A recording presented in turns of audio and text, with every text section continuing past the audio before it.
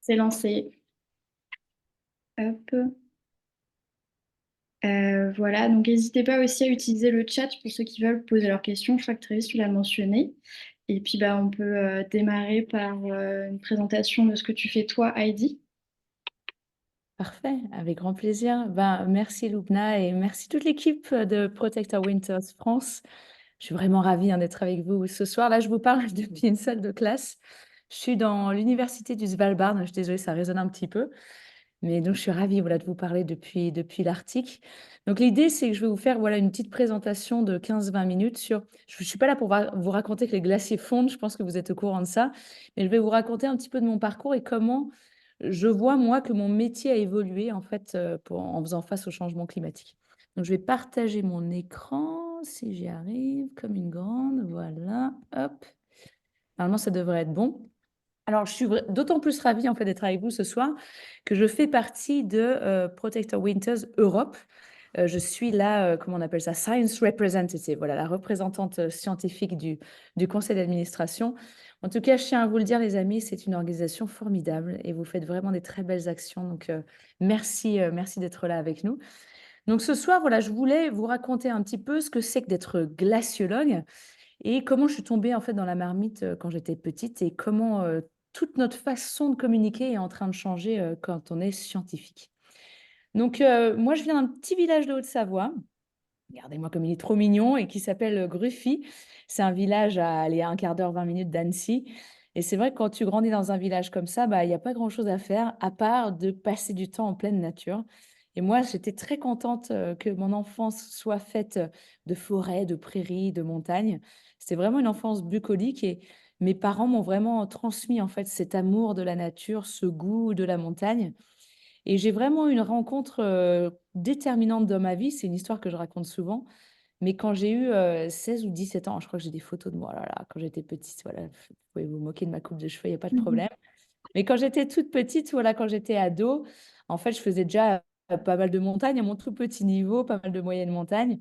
Et j'ai rencontré un guide de haute montagne, Hubert Créton, qui a fêté son anniversaire il y a quelques jours et qui m'a dit, il dit, écoute, si tu sais pas quoi faire de ta vie, il y a des gens, on les paye pour étudier les glaciers. Et pourquoi est-ce que tu ferais pas glaciologue? Et c'est vrai qu'à l'époque, je n'avais pas beaucoup d'exemples, je pense, de glaciologues autour de moi. C'est très clair que j'avais entendu parler du légendaire Luc Moreau, qui fait un peu partie de la Team Pau aussi, hein, avec Louisa. Et c'est vrai que ce guide de haute montagne, en fait, il m'a rendu quelque chose de possible, quelque chose que je connaissais pas vraiment, en fait, à cette époque-là. Et depuis, ça a été ma ligne directrice. J'ai tout fait pour devenir glaciologue. Donc, j'ai commencé mes études en France, naturellement. Donc, je sortais d'un lycée agricole, hein, ce qui n'était pas forcément le chemin direct vers la glaciologie.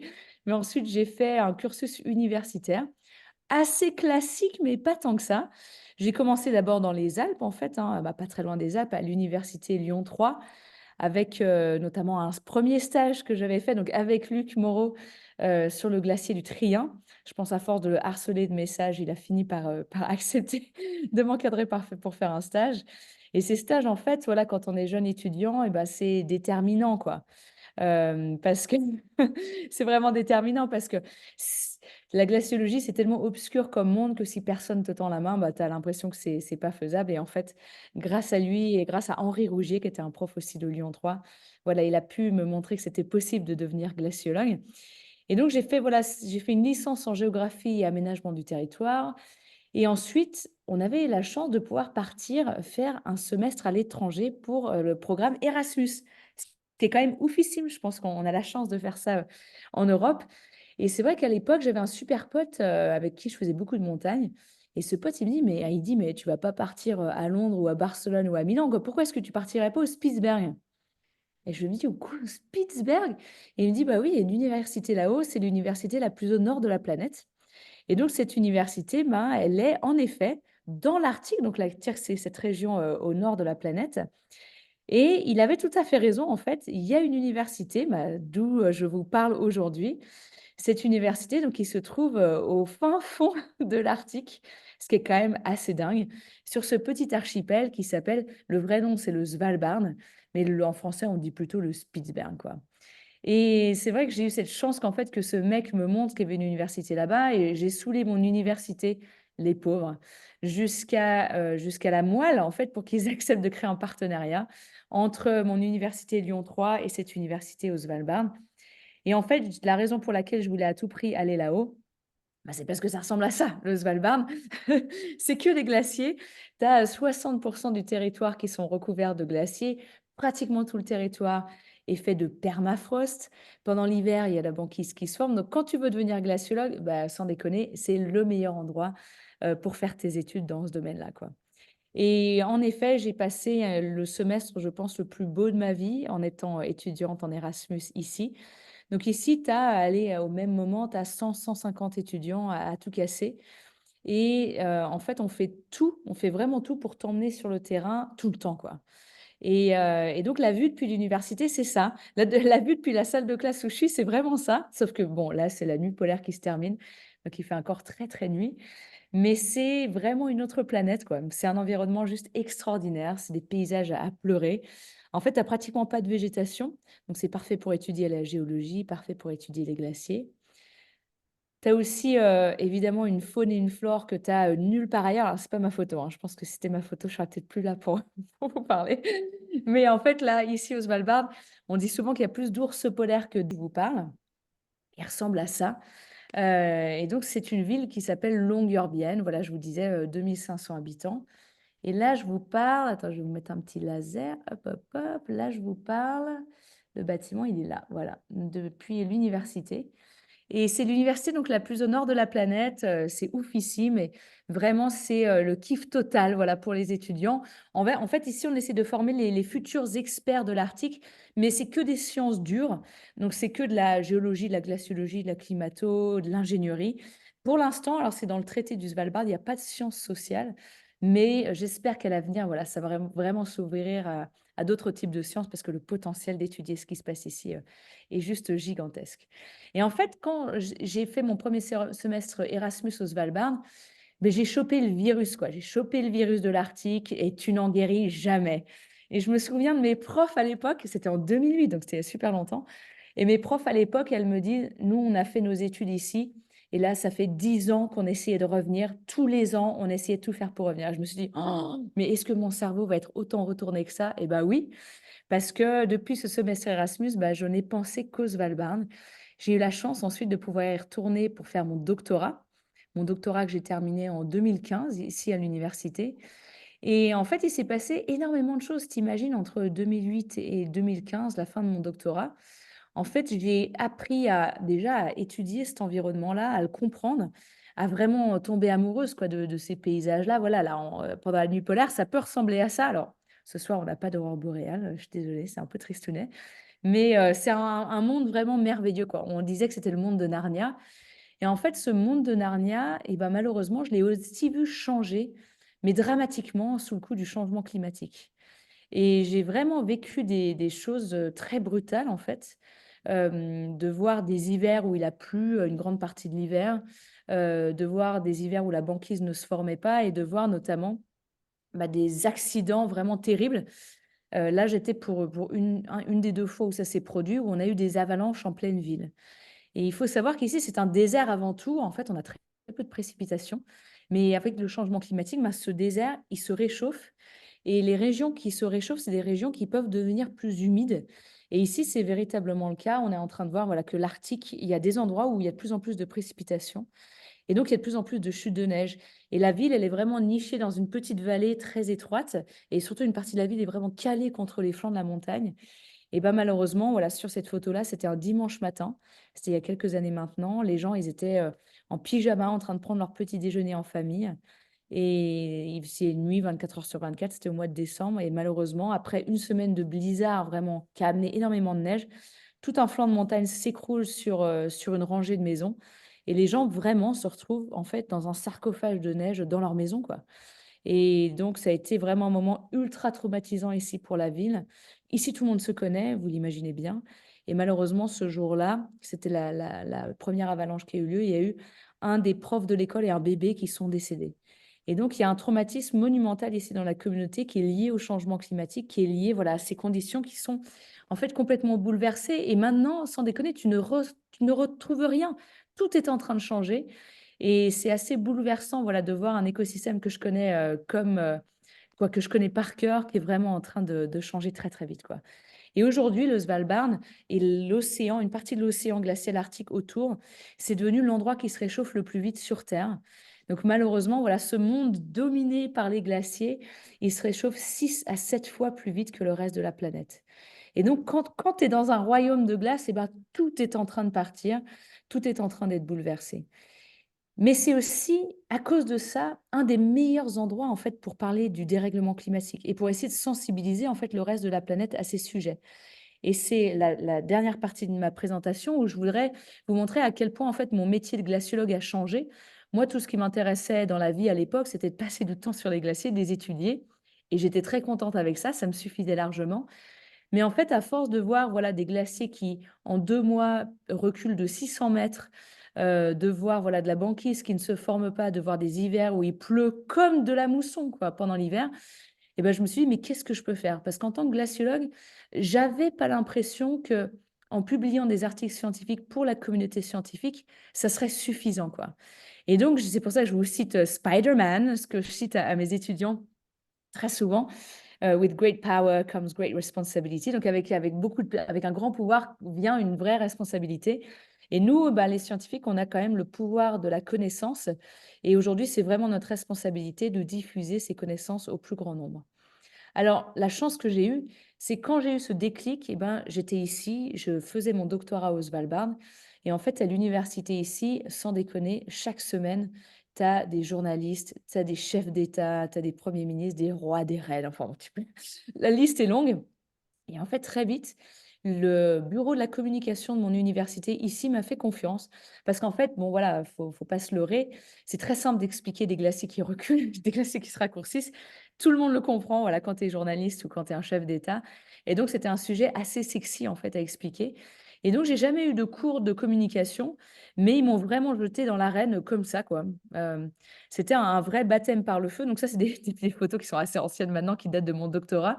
Donc là, à droite, voilà, je suis en train de parler avec la reine de Norvège en bas à gauche. C'est la première ministre de Norvège à l'époque.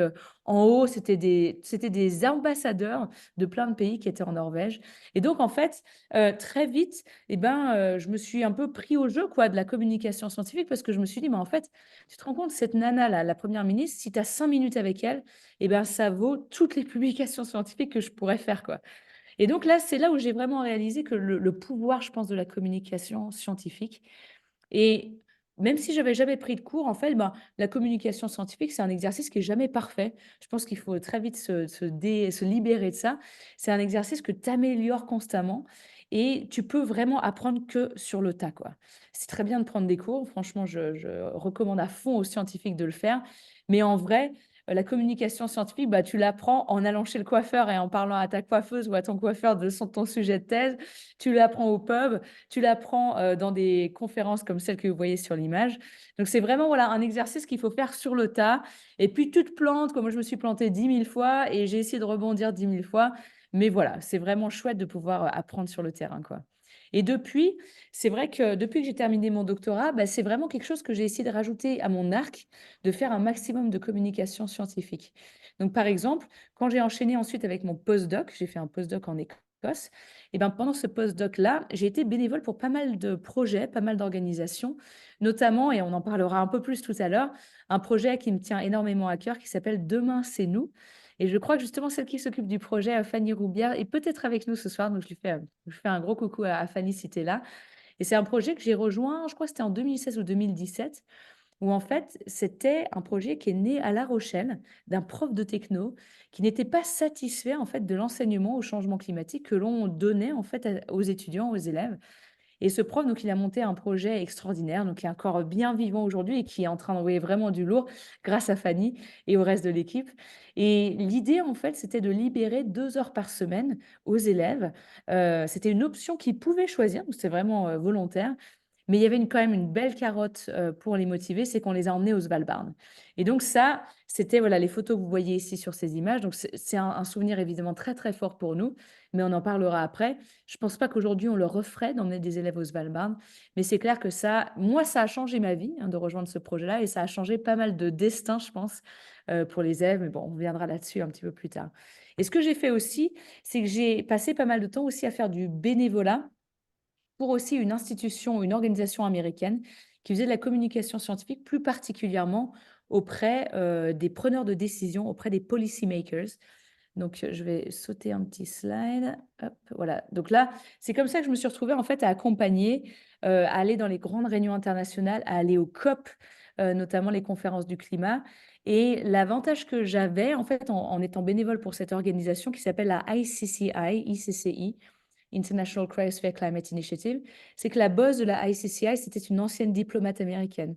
Donc elle, quand il s'agissait de tirer des ficelles pour communiquer auprès de ceux qui prennent les décisions, voilà, des équipes de négociateurs du climat, elle était, mais c'était une nana extraordinaire et elle l'est encore. Et elle est vraiment en train de faire une différence monumentale dans ces grandes négociations. Donc là, par exemple, c'est une photo à la COP27 où je parle, j'ai 16 représentants de pays devant moi. Donc, j'ai des ministres, j'ai leurs équipes de négociateurs du climat. Et c'est des exercices qui ne sont pas faciles parce que, tu vois, souvent, on te dit, tu as 7 minutes pour expliquer tout ce qui se passe au niveau du changement climatique et des glaciers. 7 minutes. Et là, les 7 minutes, crois-moi, et je veux vachement insister là-dessus, tu les improvises pas, quoi. Et la communication scientifique, mine de rien, c'est un vrai exercice, quoi. C'est un exercice qu'il faut que tu répètes, que tu répètes, que tu répètes, que tu prépares à mort, parce que sinon, on se plante complètement. Et donc là, oui, là, franchement, je me faisais un peu pipi dessus, je pense, quand les 7 minutes se sont passées, mais je suis très contente, voilà, qu'on ait pu essayer d'avoir un impact. Et l'impact, il se joue à peu de choses, il se joue à quelques mots qui sont dans le texte final. Mais moi, voilà, j'étais une toute petite pièce de cette histoire, mais j'étais ravie de pouvoir le faire. Et aujourd'hui, la communication scientifique que je fais, ben, c'est aussi, j'essaie de faire vraiment de la communication scientifique sous toutes ses formes. Donc, que ce soit voilà, de travailler avec des artistes, de travailler avec des activistes, de travailler avec les gouvernements, mais aussi par les documentaires. C'est vrai que les documentaires, voilà, ça reste toujours un super moyen de partager des messages. Et là, j'ai une série de documentaires qui vient de sortir, justement, c'est le truc le plus fou que j'ai jamais fait. C'était une série qu'on a fait pour National Geographic. En France, elle est diffusée, je crois que c'est tous les lundis en ce moment à 21h, mais elle sera bientôt, je l'espère, sur Disney+. Mais si vous avez un VPN, allez sur Disney+ aux États-Unis. Et en fait, j'ai passé 6 semaines au Groenland avec les meilleurs grimpeurs de la planète, donc Alex Honnold, Hazel Finlay, Mikey Schaefer. Et en fait, c'était un projet super chelou parce que c'était un projet vraiment hybride où en fait, c'est Alex Honnold qui a décidé que dans cette expédition de grimpe, ils allaient ramener une scientifique ou un scientifique et j'ai eu la chance que ça tombe sur moi. Et ça a été un énorme challenge de communication scientifique. Franchement, le truc le plus compliqué, je pense, que j'ai eu à faire. Mais quand tu sais que, voilà, que Disney Plus est dans 150 pays, tu te dis très vite que le jeu en vaut la chandelle. Et donc, même s'il y a 3 minutes, 4 minutes sur la science dans ces projets comme ça vaut le coup. Heureusement, là, il y a beaucoup plus que 3-4 minutes. Mais en fait, je suis contente parce que National Geographic est vraiment ravi du résultat et Disney aussi. Et je pense que ça leur montre qu'il y a un vrai potentiel, et on en parlera sûrement ensuite, mais il y a un vrai potentiel à associer athlètes de haut niveau avec des scientifiques pour vraiment donner, c'est un bonus pour la communauté scientifique, c'est pas du tout une expédition scientifique, il faut être très clair là-dessus, mais on peut ramener des échantillons qui sont super cool. Et pour terminer, je voulais vous dire que des fois, tout ce que je viens de vous dire, ça ne marche pas. Des fois, toute la communication traditionnelle que l'on peut faire, ça ne suffit pas. Et donc, c'est pour ça aujourd'hui, je pense qu'on est vraiment dans une révolution dans la façon où on essaie, nous, de communiquer. Et donc parfois, nous, on est assez désespérés, hein, je ne vous le cache pas. Je pense que beaucoup, hein, dans les activistes, dans les militants, on est très frustrés de ce qui se passe aujourd'hui. Mais j'adore voilà, ce graffiti de Banksy qui dit From this moment, despair ends and tactics begin. Et je pense qu'on en est vraiment là. Il faut vraiment qu'on soit, plutôt que d'être désespéré de ce qui se passe, il faut juste qu'on soit béton dans notre façon de s'organiser. Et pour moi, il y a vraiment des trucs qui sont absolument essentiels aujourd'hui. C'est que, voilà, on me dit toujours, oui, mais les gouvernements n'agissent pas assez. En fait, on est tous à se pointer du doigt en ce moment, quoi. Et c'est vraiment ça. Entre les citoyens qui sont en haut du triangle de l'inaction, le gouvernement qui est en bas à gauche et les industries en bas à droite, on est tous comme ça et on attend un peu que ce soit l'autre qui bouge plutôt que soi. C'est pas le cas de la plupart des personnes qui sont dans cette salle virtuelle ce soir. Mais ce qui est très clair, c'est qu'on a besoin de dépasser ce triangle de l'inaction et qu'en fait, la communication scientifique, eh ben, il faut qu'on la fasse à tous les niveaux. Donc ça, pas le choix. Voilà, si on veut que les gouvernements arrêtent de faire des bêtises, ça veut dire qu'il faut qu'on aille voir les citoyens, ça veut dire qu'il faut qu'on aille voir les industries et qu'on continue à travailler avec les gouvernements. Il n'y a pas de doute là-dessus. Et pour ça, eh ben, en fait, je suis vraiment en train de me rendre compte que les meilleurs experts de l'impact, c'est pas nous. Je pense qu'il faut être très clair là-dessus, mais c'est vraiment eux, quoi. C'est vraiment vous. C'est les activistes, c'est les militants. Aujourd'hui, moi, on me demande pas mal d'aller faire des cours de communication scientifique dans différents instituts scientifiques. Et en fait, je suis en train de réaliser, peut-être un peu tard, mais je vieillis, et je suis un peu lente au démarrage, mais je suis en train de voir qu'en fait, en France, on a parmi les meilleurs experts de l'impact de la science, et ce sont vraiment les militants, ce sont vraiment les activistes. Et là, ce que vous avez sur cette photo, bah, c'est des Camille Etienne, c'est des Anne-Sophie Roux, c'est des tueuses, mais dans le bon sens de la communication scientifique, de l'impact de cette science. Et j'ai la chance de pouvoir travailler à un tout petit niveau avec elles. J'espère pouvoir leur être utile. Mais franchement, j'ai une admiration sans borne pour ces femmes-là. Et je les remercie infiniment pour ce qu'elles ont fait. Et ce qu'elles font paye, ce qu'elles font marche. On sait que l'impact de Camille Etienne et de Anne-Sophie Roux sur la France et le moratoire sur le deep sea mining. Et c'était hier. Et franchement, je pense qu'on a tous versé une petite larme hier ou une grosse larme sur le fait que voilà, le Parlement européen ait vraiment voté et souligné en fait l'impact de soutenir ce moratoire sur le deep sea mining au niveau des pays de l'Europe. Je pense que je me demande voilà, un peu comment la Norvège voit ça, un peu de loin ou de très près. Mais ça, si ça a eu lieu hier, c'est grâce à une campagne vraiment ultra impactante, ultra efficace qui a rassemblé des centaines de milliers de personnes pour diffuser les connaissances scientifiques sur la valeur de ces fonds sous-marins, quoi. Donc vraiment, vraiment, bravo à elle. Et des fois, je me dis bah, que nous, les scientifiques, on a aussi vraiment besoin bah, de descendre dans la rue. On a vraiment besoin, nous aussi, d'aller s'exprimer, de continuer à faire partie de ces campagnes qui sont non violentes. Mais au bout d'un moment, je pense que nous, on a aussi un petit cœur qui bat. Nous aussi, on est très frustrés de ce qui se passe. Et donc, on en parlera aussi un petit peu plus tard, que cette neutralité scientifique, ben, parfois, il faut oser la remettre en question, vu ce qui est en train de se passer en ce moment. Et s'il y a des scientifiques avec nous ce soir, je sais que c'est terrifiant de peut-être réfléchir à travailler avec des militants, de peut-être donner la main à des activistes, ou carrément peut-être, comme à une énorme conférence scientifique qui a eu lieu il y a un peu plus d'un an maintenant, quoi, il y a 2 ans même, qui s'appelle la AGU, qui a lieu une fois par an aux États-Unis, des scientifiques qui carrément sont montés sur scène pour dire qu'il fallait que cette conférence arrête d'accepter du financement des énergies fossiles et que les scientifiques voilà, osent aller dans la rue. Et ben, la plupart de ces scientifiques se sont fait virer de leur laboratoire. Et donc, voilà un peu l'ambiance dans laquelle on est en ce moment quand on est scientifique. C'est très dangereux de faire de la communication comme j'essaie de le faire et comme beaucoup le font de façon un peu plus efficace que moi. C'est très risqué pour sa carrière. Mais en fait, je pense que si on arrive à coopérer tous ensemble, ils vont pas virer tous les scientifiques de l'université ici, ils vont pas virer tous les scientifiques de Norvège, quoi. Donc, il faut qu'on soit assez courageux, mais il faut surtout qu'on ose se serrer les coudes. Parce que voilà, pour conclure, et ça va être mon dernier slide, il faut être très clair sur le fait que notre science, elle n'a pas d'impact si elle n'est pas communiquée. Et donc aujourd'hui, il faut continuer à faire de la science. Je ne remets pas du tout ça en question. Bien sûr que c'est vital de continuer à étudier ces glaciers, ce permafrost, ces calottes polaires. Mais il faut vraiment, vraiment réfléchir à comment cette science, elle impacte la vie du quotidien en fait des citoyens. Et donc, il nous faut on sait qu'il faut une révolution de tout, mais il faut aussi une révolution de notre façon de communiquer. Donc vamos, quoi. C'est pour ça que il faut qu'on continue à bosser avec POW. Il faut qu'on continue à bosser avec des belles organisations comme ça. Je vais m'arrêter là. Merci beaucoup. Puis là, on a tout un petit temps d'échange, donc profitons-en. Merci. Oui, merci Je mets à un toi. petit fond d'iceberg en attendant. Super, merci pour tout ça. Très inspirant et je ne doute pas qu'il va y avoir déjà plein de questions et très vite, enfin, l'équipe en avait préparé quelques-unes. Ouais, mais ouais, on vous le redit, n'hésitez pas, même si vous n'avez pas accès à votre micro ou quoi, écrivez dans le chat et on va surveiller. Ouais. Euh, ouais, bah pour reprendre les choses dans l'ordre, parce que ta présentation, Heidi, a été super et t'as commencé à mettre les pieds dans tous les sujets qu'on voulait aborder ce soir. Le premier truc, nous, c'est qu'on voulait revenir sur le projet Demain, c'est nous. Ouais, Euh, t'as dit un truc, t'as dit un truc que j'ai trouvé hyper intéressant. Dans ton parcours, t'as expliqué à quel point, en fait, le Svalbard, ça a été décisif pour toi. Et en fait, ça a vraiment changé la donne. Et de l'autre, t'as dit tout à l'heure, peut-être que si aujourd'hui, on devait recommencer le projet Demain, c'est nous, enfin, on devait ramener des enfants au ouais, Svalbard, on le c'est ferait ça. peut-être pas.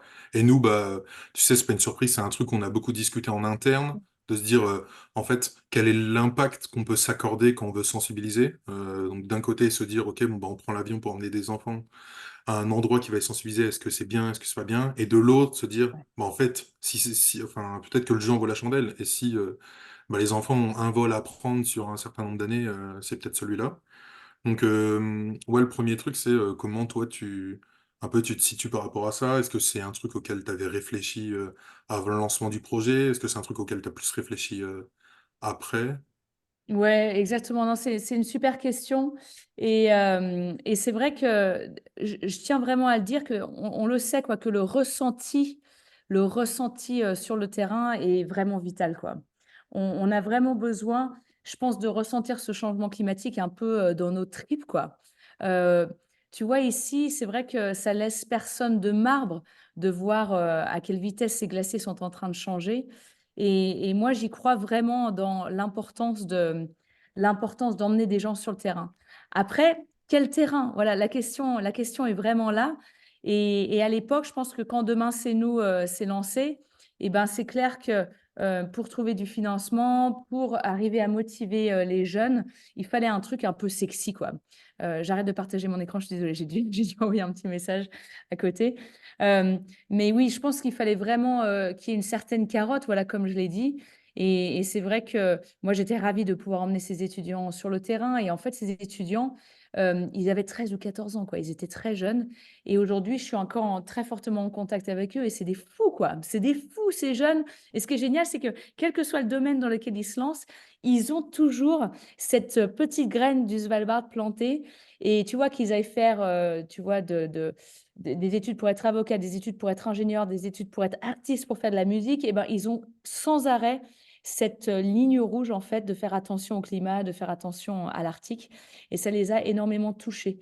Et pour moi aussi, hein, de façon un peu égoïste, mais en fait, de redécouvrir le Svalbard au travers de leurs yeux, c'était complètement fou, quoi. Et tu vois, on avait fait 2 expéditions, et la première expédition, il faisait plus 6 degrés, quoi. C'était horrible, il y avait tout qui fondait. Et ça, quand il est censé faire -20, bah oui, ça les marque, les élèves, il y a pas de doute là-dessus. Mais ce qui est bien, c'est que ce projet, il a une vraie intelligence. Ce projet, il a continué à évoluer. Et alors je crois que c'était l'année dernière, si je ne me trompe pas, on est parti sur la mer de glace, en fait, avec ces élèves. Et ces élèves, ça les a complètement bouleversés d'aller sur la mer de glace. Et comme quoi, il n'y a pas besoin, voilà, d'aller au bout du monde pour voir le changement climatique, hein, on est tous d'accord là-dessus. Mais c'est vrai qu'aujourd'hui, c'est de plus en plus, et tant mieux, c'est de plus en plus difficile à justifier, je pense, d'emmener des étudiants, des élèves au bout du monde.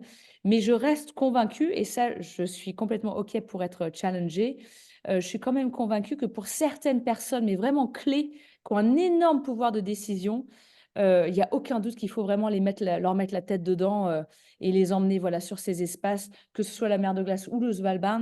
Des fois, je pense que le jeu en vaut vraiment la chandelle. Mais tu vois, voilà, j'étais ravie de les retrouver sur la mer de glace. Et ils ont fait une semaine d'études à Chamonix, hein, en interviewant les guides, les anciens de la vallée de Chamonix. Ils ont fait un documentaire qui est super, hein, qui s'appelle À voix haute. Donc, si vous en entendez parler de Solène Desbois, il est vraiment formidable. Et en fait, ce qui est beau dans ces projets, c'est que tu vois les élèves, certes, apprendre sur le changement climatique, mais tu vois des élèves qui se révèlent, en fait. Mais vraiment qui se révèlent, qui prennent ce sujet à bras le corps. Et moi, c'est ça qui me touche énormément, c'est que c'est des élèves qui sont parfaitement au courant de à quel point c'est la merde au niveau du changement climatique, mais qui sont pas du tout dans l'éco-anxiété, qui sont en train de tout péter, quoi. Mais dans le bon sens, tu vois, qui ont vraiment des idées super constructives, qui essaient de coopérer avec un maximum de domaines différents. Et moi, ça m'émerveille, quoi. Quand je vois des jeunes devenir ce qu'ils sont en train de devenir, c'est vraiment génial. Donc voilà, donc demain c'est nous. Voilà, c'est des projets qui ont tellement de sens aujourd'hui, mais c'est des projets qui devraient être dans toutes les classes. Je pense qu'on est d'accord là-dessus. Et c'est des projets qui ont l'intelligence d'emmener les élèves sur le terrain avec une bonne raison de le faire, quoi. Je ne sais pas si Fanny est avec nous. Attends, je vais regarder si elle est. Elle avait Allô, répondu qu'elle Fanny? était avec Eh, nous. Fanny, je vois ton nom. Fanny, vu que tu es là, si tu peux nous dire 2 mots, ça me ferait tellement plaisir. Je ne sais pas si tu es OK, si tu n'es pas en pyjama à nous écouter. Non, je suis pas en pyjama. Je m'y attendais pas. Bonjour. Je ne sais pas si je dois mettre ma caméra ou C'est quoi. grave, Fanny, bien sûr. Je m'y attendais pas du tout. Merci, Heidi. Ah bah Ben attends, oui. ça fait tellement plaisir que tu sois avec nous. Dis-nous tout, on est tout oui. Ben, écoute, tu as déjà dit beaucoup de choses, mais bon, ben, cette année, on continue à faire vivre Demain, c'est nous. L'idée, c'est de créer des options climat dans d'autres établissements. Ça a tellement bien marché avec nos élèves qu'on se dit que voilà, ce serait dommage que ça bénéficie qu'à un petit groupe.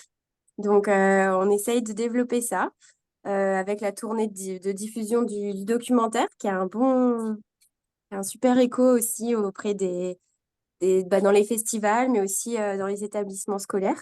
Et on est en train de créer un kit pédagogique pour aider les enseignants à mettre en place cette option qui est vraiment basée sur vivre les choses avec ses émotions pour avoir envie d'agir, quoi. Comment on passe de la connaissance à l'action. Trop Et bien. rapidement, est-ce que tu disais que vous travaillez au fait d'exporter le projet dans d'autres établissements? C'est vous qui avez démarché d'autres établissements ou enfin, de voir le projet, il y a des personnes qui vous ont contacté, ça leur a donné envie d'essayer de le mettre dans leur établissement? Euh, c'est surtout nous quand même, puisque du coup, on n'est pas, justement, tu parlais de communication, Heidi. Nous, on est une petite équipe bénévole hein, et la communication, on n'est pas encore super doué alors qu'on aurait plein de choses à raconter. Mais du coup, on n'est pas encore très, très connu. Euh, et je pense que, donc, en fait, c'est plutôt nous qui allons chercher les établissements. Et ça se fait assez bien aussi, justement, grâce au film, en fait, qui est un super vecteur de communication et qui montre très bien en 1 heure euh, bah, la pédagogie et l'ADN de Demain, c'est nous. Euh, donc voilà, et après, ça fait un peu bouche à oreille et on rencontre d'autres gens qui nous ramènent vers d'autres personnes et le réseau s'agrandit. Et en ce moment, on est un peu dépassé. En plus, c'est vraiment dans l'air du temps. Il y a une vraie transition éducative et donc ouais, il y a beaucoup de demandes. Donc voilà, je sais pas. Ça fait trop plaisir de te voir, Fanny, en tout cas, hein. Merci d'être là ce soir.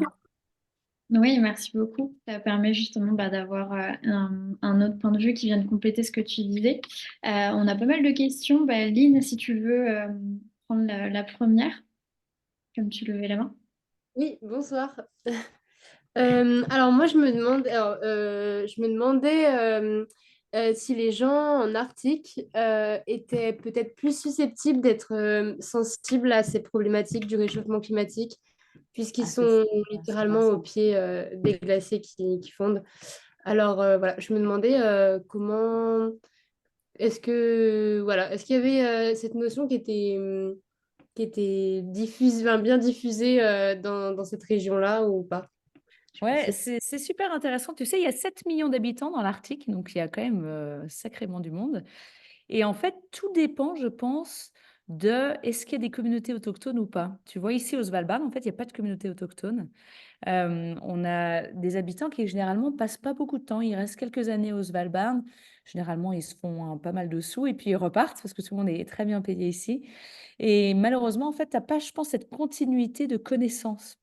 Et c'est seulement quand tu vas voir, alors il y a une famille qui est là depuis 3 ou 4 générations, c'est seulement quand tu discutes avec eux, quand il y a une vraie mémoire en fait, quand il y a une vraie mémoire dans la population, que les gens te disent, bah là, il y a 15 ans, l'énorme fjord que l'on a ici, qui s'appelle Isfjorden, le fjord de glace, bah, il y a 15 ans, on le traversait en scooter des neiges, alors que maintenant, mais jamais, jamais tu y penserais, quoi. Je veux dire, il y a à peine de la banquise qui se forme sur les pourtours pendant l'hiver, à moins que tu aies envie de faire un petit challenge, c'est complètement impossible, quoi.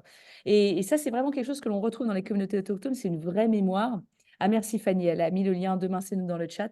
Dans les communautés autochtones, tu as une vraie mémoire. Tu as vraiment une mémoire sur des centaines d'années, voire des milliers d'années, sur comment les conditions ont changé. Mais dans les communautés autochtones, c'est des communautés qui sont toujours habituées à des changements climatiques. Et donc, eux, en fait, ils ne voient pas ces changements climatiques de la même façon que nous. Et c'est vrai qu'une population comme le Groenland se réjouit, peut-être une certaine partie de la population se réjouit de ce changement climatique. Pas tous, parce qu'il faut être très clair là-dessus, que pour certaines populations qui ont encore besoin de la banquise pour chasser, pêcher, pour se déplacer, ça leur rend pas du tout, ça facilite pas du tout le travail. Donc en fait, tout dépend de là où tu es dans l'Arctique. Et il faut dire aussi, parce que ta question, elle est vraiment fascinante, que l'Arctique est blindé de ressources et que le changement climatique peut rendre ces ressources un peu plus accessibles. Et notamment, voilà, le deep sea mining hein, autour de la Norvège, le deep sea mining, il sera là aussi, hein, si la Norvège l'autorise. Et ben, s'il y a moins de banquise, il y a moins de problèmes dans leur tête, tu vois. S'il y a moins de banquise, il y a moins de problèmes. Il y a des ressources de gaz et de pétrole gigantesques. Au Groenland, tu as aussi des ressources d'uranium. Donc, c'est vrai que certaines personnes se réjouissent, qui ont une vision très simpliste, hein, certaines personnes se réjouissent du changement climatique, mais la vérité, c'est que entre les gains et les pertes, on a tout à y perdre ici du changement climatique, parce qu'en fait, ça rend l'environnement ultra violent. Mais ultra violent, c'est vraiment la façon de le décrire. Comme moi, j'ai fait des expéditions ici avec des tempêtes où la nature t'aplatit, quoi. La nature t'éclate, il n'y a pas de doute là-dessus. Et en fait, le fait qu'il y ait moins de banquise, c'est pas moins de problème. Le fait que tu aies moins de banquise, ça rend les conditions absolument invivables ici. Et donc, en fait, voilà, c'est très, très varié la façon avec laquelle les gens voient le changement climatique ici. Mais du moins, ici, dans la ville, les gens sont très traumatisés par ces avalanches. Il n'y a pas de doute là-dessus, ouais. Donc, les gens sont encore très prudents. Mais ça ne veut pas forcément dire que les gens agissent. C'est ça qui est drôle. Les gens ont très peur du changement climatique, mais n'agissent pas forcément au quotidien pour limiter leur impact carbone, quoi. Donc, il y a un petit gap à fermer, là, c'est sûr. On peut enchaîner sur les quelques autres questions, sachant qu'on a une deuxième partie qu'on voulait aborder avec toi. Là, on a On a le temps, questions hein. de plus. Ouais, ouais. Ouais. Manon, si tu veux, on t'écoute.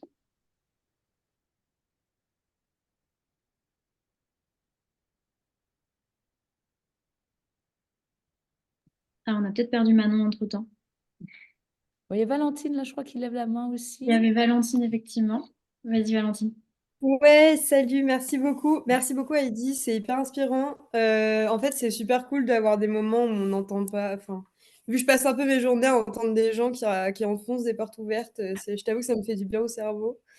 Euh, en fait, j'avais un peu deux questions. Est-ce Ouais. que tu vis souvent des conflits d'intérêts? Je Comme sais quoi, pas, par entre exemple, les ouais. gens avec qui tu vas travailler et qui vont peut-être soutenir des activités qui vont à l'encontre des enjeux pour lesquels tu Ah. bosses ou des résultats ou en fait des enjeux que tu défends. Et voilà. Et ma deuxième question, c'est plus une question d'échelle. Mm. Et en fait, ça m'interpelle pas mal ce que tu racontes avec les jeunes parce que du coup, Ouais. moi, je, je viens de Tarentaise et je travaille en Tarentaise. Bien. Et j'imagine les jeunes qui sont en ski et qui, du coup, c'est vraiment très précis et très recentré sur mon territoire en particulier, mais enfin voilà, c'est assez concret. Je sais pas si tu as un avis là-dessus, mais tu vois, les jeunes qui partent en plus, genre en Amérique du Sud pour faire du ski, ceux qui sont en haut niveau. Mm. Et c'est quoi en fait le... Enfin voilà, disons que c'est pas forcément une question de génération, malheureusement, Mm. Ouais. cet Mm. engagement et tout. Est-ce que tu as un avis là-dessus et voilà, qu'est-ce que tu en penses, quoi? Ouais, mais c'est une super question. Bah, je vais peut-être commencer par ça, mais c'est juste mon avis perso. Mais en fait, c'est comme en science, en fait, on a une certaine façon de faire les choses et on continue. En fait, on l'a toujours fait. On a toujours fait d'aller faire du ski en Amérique du Sud. Nous, on a toujours fait de faire des expéditions qui peuvent être parfois très polluantes. On a toujours fait comme ça. Donc, pourquoi est-ce qu'on se poserait la question? Et c'est vrai, quand tu es jeune scientifique et que tu arrives voilà, dans ce secteur-là, bah, tu ne te poses pas de questions. Tu as, un certain héritage derrière toi. Donc, tu continues à reproduire en fait les mêmes schémas. Et aujourd'hui, on a vraiment besoin en fait de tout remettre en question, mais très humblement et de façon très coopérative, plutôt de tout déglinguer. En fait, il faut vraiment juste se poser des questions. Pourquoi est-ce qu'on a toujours fait comme ça et comment on pourrait faire autrement? Et c'est ça qui est pas facile, tu vois. Moi, je me souviens, mais avec un tout petit niveau, mais vraiment, je veux pas du tout me jeter des fleurs ou quoi que ce soit, quand je me souviens d'une époque où j'avais essayé de faire une expédition scientifique où on diminue l'empreinte carbone du projet le plus possible. C'était une expé qu'on avait appelée Climate Sentinels. Et je me souviens, quoi, communiquer, aller voir des instituts scientifiques et tout, et on se faisait déglinguer.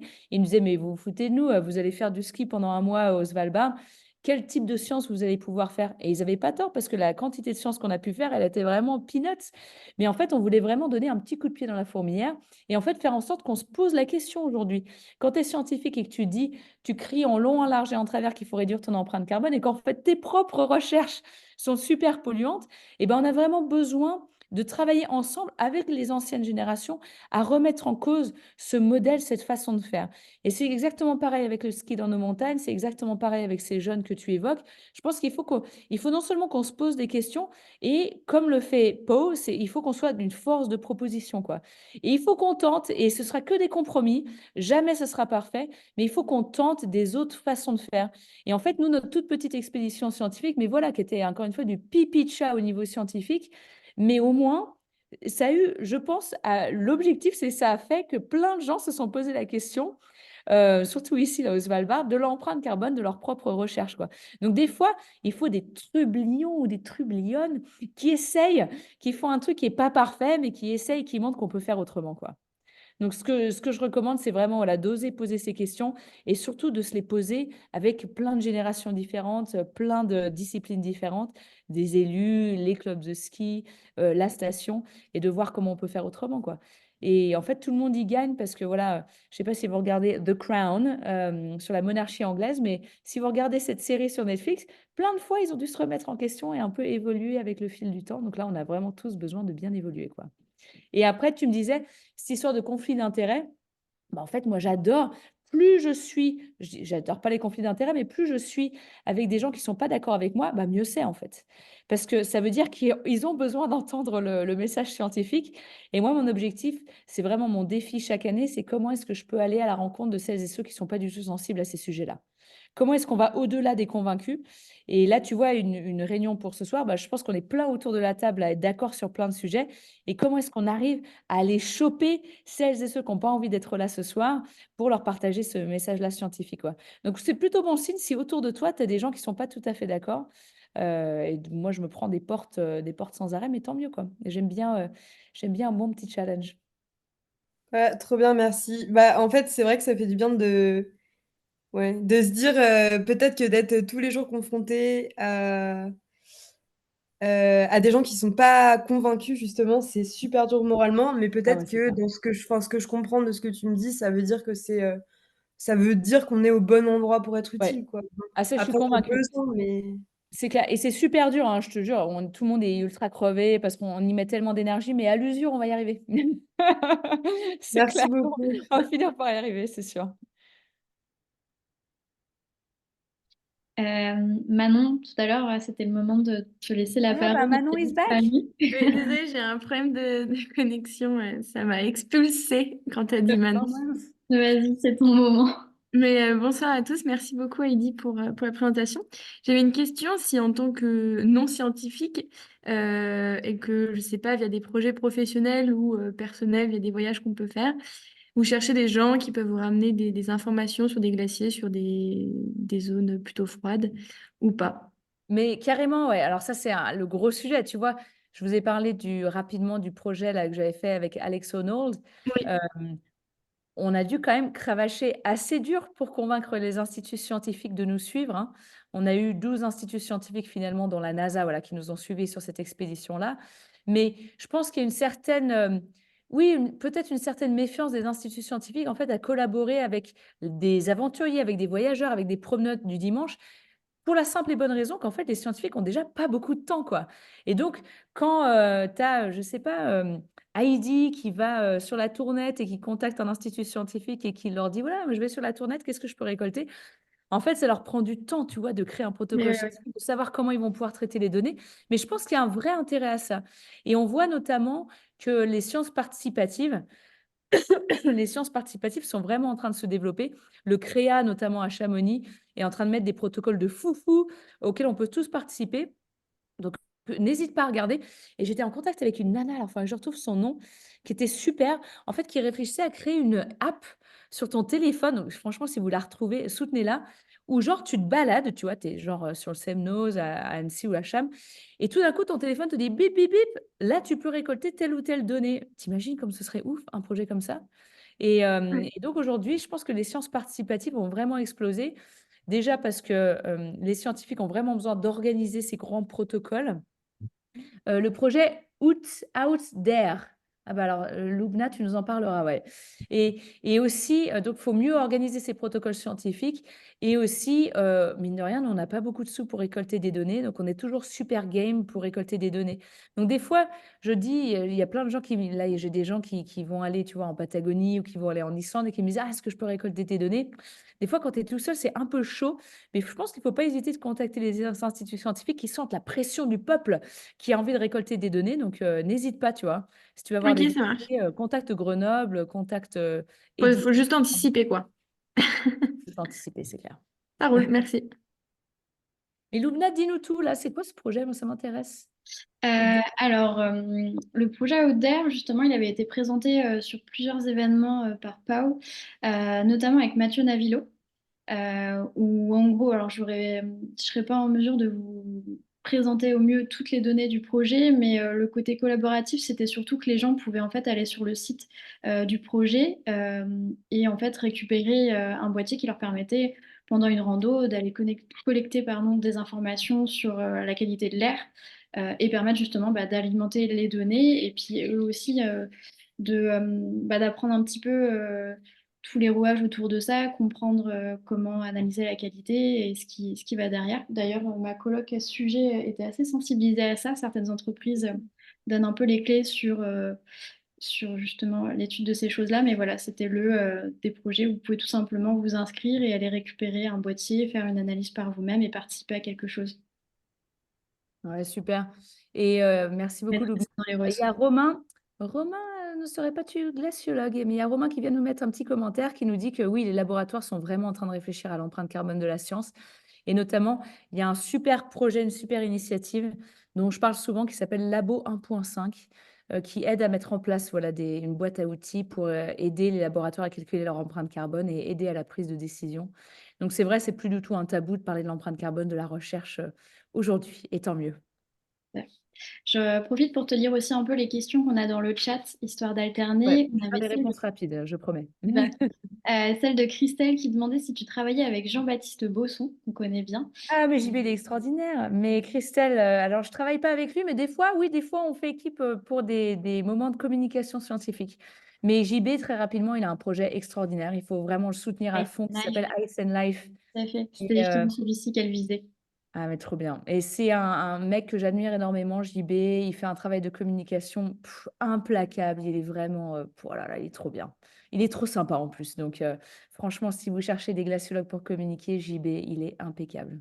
Ouais, et il sera, alors pour ceux qui sont sur Annecy, il fera une conférence mercredi prochain pour la Saint-Valentin euh, Oh, au lycée Berthollet, voilà. Berthollet.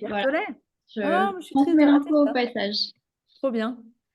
Autre question de Théophile. Est-ce que le projet Climate Sentinel a lancé une prise de conscience dans la façon d'étudier et d'aller réaliser des expériences scientifiques? As-tu des exemples d'expositions similaires? Ah, bah Théophile, bon, en fait, c'est sympa ta question. Nous, on n'a rien inventé hein, avec Climate Sentinel. Tu sais, les gens qui partent skier dans l'Arctique, il y en a eu très longtemps. Tu sais, même Jean-Louis Etienne, à son époque, il était parti récolter des données. Et si tu remontes encore plus loin, des Scott, des Shackleton, ils étaient un peu partis pareil. Pas avec les mêmes skis, c'est clair, pas avec la même façon, mais c'était vraiment pour la science. Et je pense que nous, oui, je pense que dans notre cercle proche, ça a permis de donner un petit peu, c'est ce que je disais, ce coup de pied dans la fourmilière sur réfléchir à l'empreinte carbone de la science. Qu'au moins, après l'expédition, c'est vrai qu'on m'a demandé de faire plein de petites interventions dans les laboratoires de recherche pour en fait essayer en amont de réfléchir à l'empreinte carbone de la science. Mais maintenant, voilà, c'est vraiment un processus, une façon de penser à faire de la science sur le terrain qui est complètement acquise, quoi. Et c'est vraiment très chouette de voir que dans l'Arctique, tu vois, c'est ce que je disais, dans l'Arctique, il y a 7 millions de personnes. Est-ce qu'on a, évidemment, on a tous envie de partir dans l'Arctique, moi j'y suis, hein, pour récolter des données, mais est-ce qu'on ne peut pas former les personnes qui sont déjà sur place pour récolter un maximum de données scientifiques? Et aussi, là, en France, il y a une vraie réflexion sur les bases françaises en Arctique et en Antarctique, et comment faire en sorte qu'elles soient moins consommatrices d'énergie fossile, qu'elles soient plus propres, qu'elles recyclent plus, qu'elles économisent plus. Donc ouais, c'est génial de voir que finalement, même si c'est un énorme challenge de faire de la recherche propre dans ces régions-là, petit à petit, on améliore ça assez rapidement. Super. Je crois qu'on a lu quasi toutes les questions du chat. J'ai ma coloc qui est via mon ordi, donc elle n'a pas pu lever la main. Je lui laisse la parole. Ah, mais carrément. Question. Moi, j'avais une question.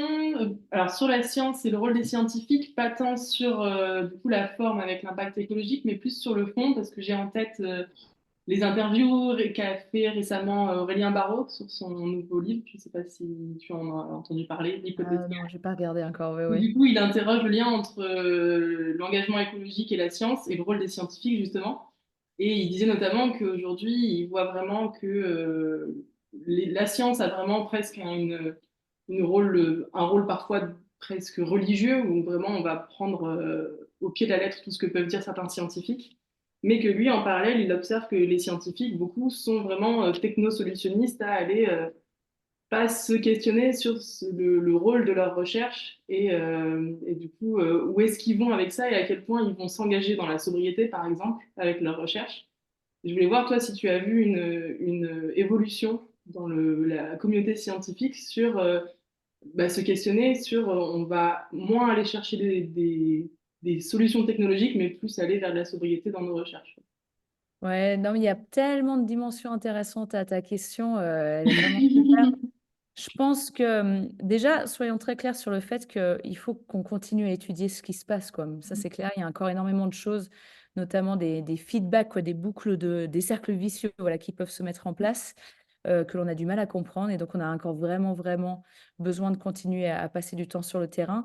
Et très clairement, ça, je ne vais pas vous le cacher, si on veut étudier une partie de l'Est de l'Antarctique, parce qu'on a vraiment besoin de savoir ce qui s'y passe, oui, on va pas y aller en ski, on va pas y aller de la façon la plus sobre possible, parce qu'on est aussi dans une course contre la montre qui est gigantesque. Et si tu veux récolter des vraies données, pas que, quoi, des données vraiment ultra ambitieuses, pas comme on a fait avec Climate Sentinels, qui couvrent tout un tas de domaines différents, oui, c'est clair que tu vas emmener une équipe de fous, tu vas emmener des instruments ultra lourds qui demandent beaucoup d'énergie. Et donc, parfois, on est obligé de faire ce compromis.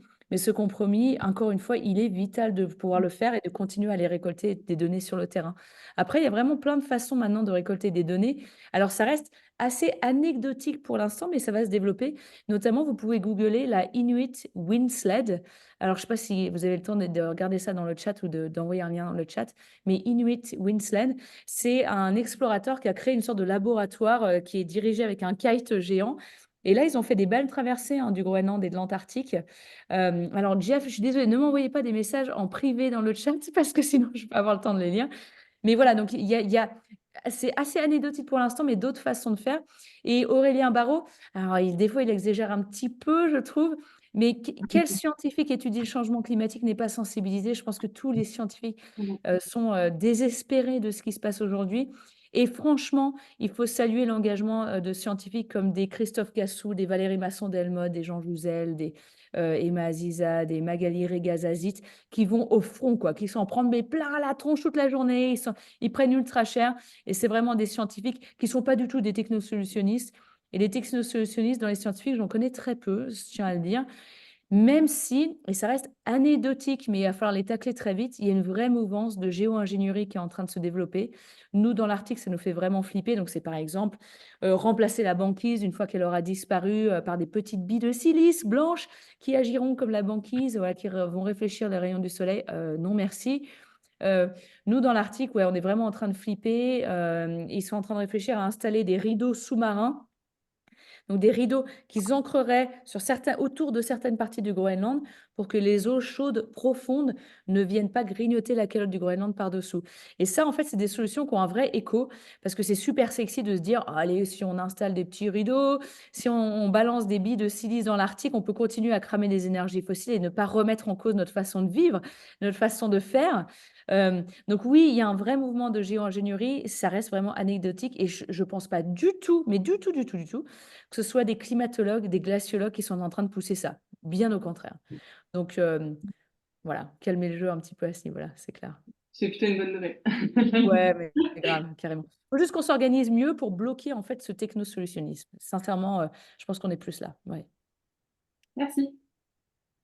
Merci Euh, à toi. on avait encore Clémentine qui avait des questions, mais Trévis, tu lèves aussi la main. Dis-nous, est-ce que... Non, mais oui, vas-y, Clémence. C'était pour ne pas oublier la question d'après. Mais Ah, vas-y, Clémence, je t'en prie. Si, du coup, déjà, j'en profite pour te donner toute ma gratitude, Heidi, parce que hier, j'ai écouté en boucle les émissions du jeudi de France Culture. Non, oh là là, ma pauvre. C'est vrai? Ah, tu sais, Oui, oui, j'ai cuisiné en même temps et je trouve ça tellement passionnant. c'est trop Et en sympa. fait, et du coup, juste pour situer un peu, je voulais savoir si tu avais des conseils pour faire des études de glaciologie, parce que j'ai eu la chance de rencontrer Luc Moreau dans le cadre de l'expédition Cap au Nord. Ah, mais tu fais partie de Cap au Nord, mais tu rigoles, Oui. trop bien. Et Cap au Nord, aussi un projet génial. Tu peux nous dire 2 mots de Cap au Nord que tout le monde connaisse? Du coup, Cap au Nord, c'est une expédition de jeunes entre 10 et 17 ans. Moi, j'en ai 16, c'est pour ça. Et, et du coup, là, cet été, on part au Groenland pendant 2 semaines. Donc, on va en train jusqu'à Copenhague et après, on prend l'avion. Malheureusement, j'ai fait toutes les démarches possibles pour qu'on ne Pas trop le prenne pas choix, ouais, l'avion, mais c'est très c'est sûr. compliqué. Et en fait, on va faire donc des missions scientifiques en glaciologie, en océanographie, en biologie marine, en bioacoustique, avec des scientifiques. Et donc, on va dans une communauté inuite à Umanak, donc Ah, c'est à génial. l'ouest du Groenland. Et là, donc on est accompagné par Jean-Michel Huctin, Luc Moreau. Je pense que on a des modules scientifiques, on va dire les scientifiques nous donnent des missions et sur place, on fait des prélèvements, etc. Voilà. Super. Et du coup, ma question, ouais, j'aimerais bien savoir ton avis pour savoir qu'est-ce qu'on peut faire comme étude pour être glaciologue. Est-ce qu'on est obligé de faire 8 ans d'études sup ou est-ce on peut faire d'autres choses? Je ne sais pas. Ah, elle est super ta question.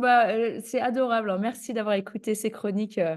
Je suis un petit peu moins stressée maintenant quand je les fais, ces chroniques. Donc, je pense que je commence à m'y habituer. Mais, euh, mais écoute, en fait, la glaciologie, ouais, en fait, pour être glaciologue, il faut que tu termines ton doctorat. Mais je t'avoue que moi, j'ai jamais eu l'impression de bosser, en fait. Entre mon master et mon doctorat, je me suis mais tellement éclatée. C'était trop la rigolade. Franchement, j'étais sur les glaciers tous les jours. J'avais un superviseur qui, seulement la dernière année de mon doctorat, m'a dit: «Allez Heidi, là, on va s'y mettre. On va commencer à écrire des articles scientifiques parce que sinon on va être un peu à la bourre». Et donc il y a vraiment le moyen que tu t'éclates quoi dans ces études-là. Mais oui, en fait, il faut, la plupart du temps que tu conclues en fait tes études avec un doctorat. Un doctorat, voilà, ça peut durer, 2, 3, 4 ans, 5 ans, 6 ans, ça dépend où tu es. Ici en Norvège, en fait, moi, ça durait 4 ans. Tu étais payé pendant ton doctorat, moi je donnais, 25 de mon temps à donner des cours, donc j'ai appris plein de choses. Tu fais ce que tu veux, tu choisis les cours que tu veux, tu fais un peu le terrain que tu voulais. Comme moi, c'était trop la rigolade, voilà, c'était vraiment l'éclate. Et donc moi j'ai fait vraiment le parcours, je pense, le plus classique. Donc j'ai fait licence en géographie, master de glaciologie au Pays de Galles. Je suis partie au Pays de Galles faire un master de glaciologie pour un peu améliorer mon anglais. Et ensuite, j'ai fait un doctorat en glaciologie, donc ici au Svalbard. Mais tu peux faire aussi école d'ingénieur, glaciologie. Tant que tu arrives à chapeauter tout ça par un doctorat et devenir donc docteur, avoir un PhD en glaciologie, tu deviens glaciologue, quoi. Et donc voilà, ça paraît une montagne hein, de faire 8-9 ans d'études, mais en fait, tu peux vraiment passer 8 à 9 ans à bien t'amuser, quoi. Euh, donc après, tu vois, il faut vraiment que tu choisisses. Moi, je voulais vraiment faire de la glaciologie sur le terrain. Je voulais pas me retrouver derrière un ordinateur. C'est pour ça que je suis très nulle en modélisation par ordinateur. Je suis complètement inefficace. Euh, mais donc, j'ai tout fait pour devenir un peu le couteau suisse des expéditions. Et c'est pour ça qu'ensuite, on faisait appel à moi parce qu'ils devaient se dire, oh purée, la fille, elle vient des Alpes, elle doit être méga calée en alpinisme, en escalade. Alors, pas du tout. Mais j'ai pu tirer mon épingle du jeu et faire un max d'expé sur le terrain très, très vite dès la fin de mon master, ensuite enchaîner avec le doctorat et ensuite continuer non-stop avec que des expéditions sur le terrain, quoi. Mais envoie-moi un petit message, je vais vous mettre mon email dans le chat et puis comme ça, on pourra se refaire un petit call et puis tu me diras quoi. Hein? On fait comme ça? Merci beaucoup. Ouais. Ça marche trop cool. Merci beaucoup, Clémence. C'est heidi.sevest@gmail.com, mais je vous l'envoie là. Ouais, c'est chouette d'avoir aussi ce genre de questions. Merci beaucoup, Clémence. Ça donne une autre perspective Ah ben, il y a sur Lynn, noter très justement, à qui nous dit, fond. pardon, Loubna, licence Ouais. en sciences de la Terre, géosciences aussi. Oui, ça c'est mieux, je pense. C'est encore mieux que ce que j'ai fait. Ouais, ouais. Très J'ai vite, vous voulez qu'on rebondisse sur la deuxième partie. Ouais, Non. j'enchaîne parce qu'il y a un terrain sur lequel on voulait t'amener et que tu as commencé à aborder dans ta présentation. Et en plus, parmi les scientifiques que tu as cités, tu as donné un des meilleurs exemples de la question que je vais te poser. On voit qu'il y a de plus en plus de scientifiques qui prennent position sur pas mal de sujets et des positions de plus en plus directes. Et notamment sur la 69 où beaucoup de C'est ça. scientifiques en fait ont haussé le ton. Et tu as cité Christophe Cassou qui clairement, enfin moi je le suis depuis très longtemps et sa C'est génial. communication a clairement changé depuis on va dire un an et demi. Ouais. Euh, Comment toi déjà tu te situes par rapport à ça, par rapport au fait qu'il y a de plus en plus de scientifiques qui sont considérés comme militants. Et tout à l'heure quelqu'un mentionnait le fait que bah, on avait tendance à beaucoup croire les scientifiques, limite religieusement. Moi, j'ai l'impression qu'à l'inverse, notamment J'aimerais sur pas bien mal qu'on de les plateaux croie, ouais. télé, notamment sur pas mal de plateaux télé, bah, en fait, Ouais. dès qu'un scientifique ou une scientifique a une position un peu directe, en fait, et a des réclamations, on le considère comme militant, comme si déjà le mot militant était un carton qui permettrait de couper la parole et de couper toute légitimité. Comment toi, tu te situes par rapport à ça? Toi, on sait que voilà, pareil, t'as des interventions dans les médias de plus en plus récurrentes.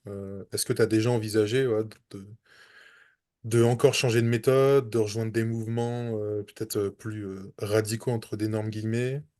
Euh, voilà, comment tu te positionnes par rapport à tout ça? Ouais, merci beaucoup, Trévis. C'est vrai que c'est très délicat, hein. Tu vois, quand tu es scientifique, souvent, en fait, quand tu es jeune scientifique, souvent, tu as des contrats à courte durée. Donc, t'as souvent des CDD. Souvent, pour être scientifique, en fait, pour progresser dans ta carrière, ce qui compte énormément, c'est de pouvoir mener des gros projets, de pouvoir trouver du financement et de pouvoir publier. Ça, c'est vraiment très, très important. Et ça te prend énormément de temps. Ça te prend 300% de ton temps, sans déconner. Et en fait, je comprends complètement la difficulté énorme que c'est quand tu es scientifique, quand tu es un scientifique et vraiment à 100% dans le monde académique, de trouver le temps de faire ça. Et moi, ben, je vais vous l'avouer, hein, évidemment, j'ai dû réduire mon temps dédié à la recherche considérablement. Parce que j'ai décidé, je l'ai fait ça de façon complètement volontaire et j'ai eu le luxe de pouvoir le faire pour pouvoir passer beaucoup plus de temps à faire de la communication scientifique. Et c'est vraiment là mon cœur de métier aujourd'hui. C'est absolument vital. Aujourd'hui, je travaille pour le Conseil de l'Arctique. Donc, je suis plus dans le monde académique, déjà depuis quelques années. Et en fait, c'est assez touchy, en fait, la position que j'ai aujourd'hui, parce que j'ai une position où je suis entre les gouvernements de l'Arctique et le monde académique. Et nous, on est une sorte de mini GIEC, de nano GIEC de l'Arctique. Et donc, ce qu'on nous demande, c'est vraiment d'être la neutralité absolue, quoi. On passe les faits scientifiques et hop, on les donne au gouvernement et on communique de façon voilà, très claire sur ce qui se passe. Mais je comprends à quel point c'est super touchy et je vous l'avoue que je me fais taper sur les doigts assez régulièrement pour ma façon de communiquer, quoi. Voilà, là, quand je m'exprime sur le deep sea mining en Norvège, j'ai quand même mes collègues qui viennent me voir et me disent bah, ça va, t'as pas peur de te faire virer du jour au lendemain parce que là, normalement, on n'a pas le droit du tout de s'exprimer comme ça. Et j'ai pas du tout l'impression d'être courageuse ou quoi que ce soit. Pour moi, c'est juste que, en fait, j'aurais du mal à me regarder en face si je ne le faisais pas, quoi. Et n'empêche que je suis aussi dans une position où si je me fais virer, je sais que je pourrais retomber sur mes pattes. Et ça, je pense que c'est vraiment très important de le dire. Et c'est assez, pas tous les scientifiques ont cette opportunité-là, que si du jour au lendemain tu te fais virer, tu sais que tu vas pouvoir trouver du boulot ailleurs. Quoi, je pense être dans cette situation-là. J'espère faire pas un excès de confiance. Mais voilà, j'essaie de quand même placer mes cartes pour faire en sorte que si je me fais virer, et je pense que c'est peut-être une question de temps, j'arriverai à retomber sur mes pattes, à avoir un boulot, à garder un toit sur la tête, et voilà. Euh, je trouve que c'est d'un courage énorme ce que font des Christophe Cassou. Pour moi, c'est un exemple vraiment extraordinaire. Et je te cache pas je pense qu'on est vraiment à un moment charnière, vraiment, dans le rôle des scientifiques aujourd'hui. C'est que c'est crucial qu'on garde cette neutralité scientifique, c'est crucial qu'on garde cette éthique dans la façon avec laquelle on partage les faits scientifiques, mais aussi, et peut-être que l'un, ça va pas, c'est pas forcément l'un contre l'autre, mais on est aussi des personnes avec un cœur qui bat, on a des familles, on a aussi des environnements qu'on a envie de protéger. Et moi, en tout cas, je pense que je rejoins Christophe dans la façon avec laquelle il communique, qu'au bout d'un moment, il faut quand même que l'on aille sur place et qu'on ose s'exprimer parce que ce qu'il exprime, Christophe Cassou, ce sont des faits scientifiques, quoi. C'est pas un avis perso, ce sont des faits scientifiques. Et donc, il faut arriver à tenir cette ligne. C'est pas facile. On est ouais, il y a une grosse réflexion qui est en train d'être faite en ce moment sur jusqu'où on continue à tendre la main au gouvernement, jusqu'où on se sépare de ce gouvernement. Je pense d'une certaine façon, si on décide de complètement arrêter de parler à ce gouvernement, bah, peut-être qu'ils seront peut-être contents. Et donc, je suis convaincue, comme une bonne partie des scientifiques en France avec lesquels j'interagis, qu'il faut absolument qu'on continue. C'est pas facile, on s'en prend plein la tronche, mais qu'on continue à travailler avec eux, qu'on continue à participer à la formation, voilà, de ce gouvernement, des hauts fonctionnaires. Mais c'est pas facile. Voilà, la ligne est très étroite, mais je pense que la ligne est vraiment en train d'évoluer. Et franchement, c'est à chaque scientifique de prendre la décision pour lui, là où il en est, là où elle en est, et de savoir est-ce qu'ils sont dans des conditions suffisamment solides pour pouvoir oser s'exprimer d'une certaine façon, quoi. Et on aura besoin de scientifiques qui ne s'expriment pas aussi. Ça, je pense qu'il faut le dire, c'est vachement important. Il ne faut pas du tout jeter la pierre. Moi, plein de fois, on me dit, mais pourquoi on ne te retrouve pas dans les manifs en train de casser des trucs, en train de brûler des voitures? En fait, on a vraiment besoin de tout, quoi. Et on a besoin, comme je l'ai dit, de travailler avec ces militants, de travailler avec ces activistes qui, eux, je pense, sont les plus efficaces aussi dans leur façon de faire en sorte que la science ait un impact. Et ils le font avec la science, quoi. Donc, il faut de tout. Il faut des scientifiques qui s'expriment, il faut des scientifiques qui ne s'expriment pas, mais c'est vraiment en train d'évoluer. Et donc, c'est à chacun de faire son chemin. Et donc, ne leur jetez pas la pierre. Si les scientifiques ne sont pas aussi, aussi vénères que vous le souhaitez, il faut de tout. Ouais, puis enfin, c'est juste pour rebondir en quelques secondes par rapport au dernier point que tu mentionnais. euh, Moi, j'ai déjà entendu quelques scientifiques dire, bah, je me sens juste pas dans ce rôle-là. Ah, pardon, il y a mon chien qui s'exprime aussi. Ah, mais bonjour à la fin. Euh, et, et en fait, j'ai déjà entendu, oui, des scientifiques expliquer que, bah, pour eux, en fait, c'était pas leur rôle. Et il y a même une intervention. Il s'exprime vraiment beaucoup. Ça le touche. Je sais pas si vous l'entendez, mais Ah non, pas du tout, en fait, on T'inquiète, on l'entend l'entend pas. pas. ah, ok. Ouais. Bah, lui Il est il dans me ta coupe le tête. micro. Et notamment, j'ai en tête une intervention, pardon, de François Gémen, qui lui expliquait que, bah, en fait, son rôle, c'était d'alerter, et que si jamais les citoyens, les élus, etc., l'écoutaient pas, bah, en fait, limite, tant pis, mais en fait, il avait joué son rôle, et c'est, ouais, comme tu dis, c'est aussi une position qui s'entend. Même si, voilà, quand on est au cœur d'assauts, d'ONG, etc., nous, on demande forcément le soutien des scientifiques, etc. Ouais, c'est très touchy, hein. Je pense qu'on n'arrivera pas à résoudre cette question ce soir. Mais c'est très clair, tu vois, on pose aussi souvent la question, est-ce que tu n'irais pas soutenir publiquement tel ou tel parti politique? Et bien ça, c'est vite vu. Après, on t'invite plus, quoi, si tu fais ça.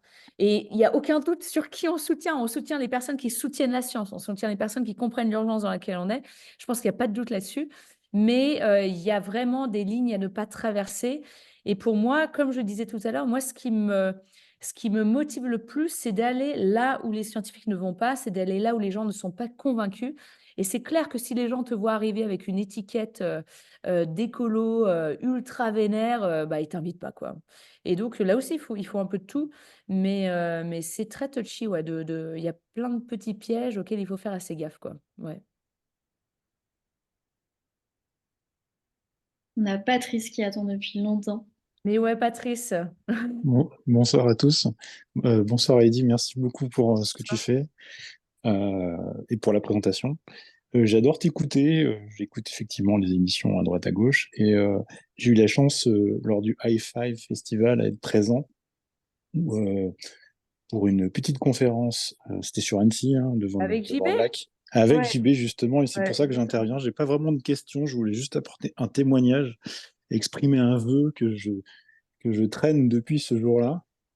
Votre duo était renversant, excellent, de sincérité et de spontanéité. Et JB a un franc-parler. Et à On voit chaque du lourd. phrase, à chaque parole, il se rattrape en disant je vais me faire virer, je vais me faire virer. Et ça fait écho à ce que vous venez d'échanger là, c'est que dès qu'on prend position, on prend le risque de perdre ses financements. C'est exactement ce que tu décrivais. Pour autant, peut-être qu'en en le verbalisant, ça permet d'aller un petit peu plus loin, grignoter un petit peu des parts de positionnement.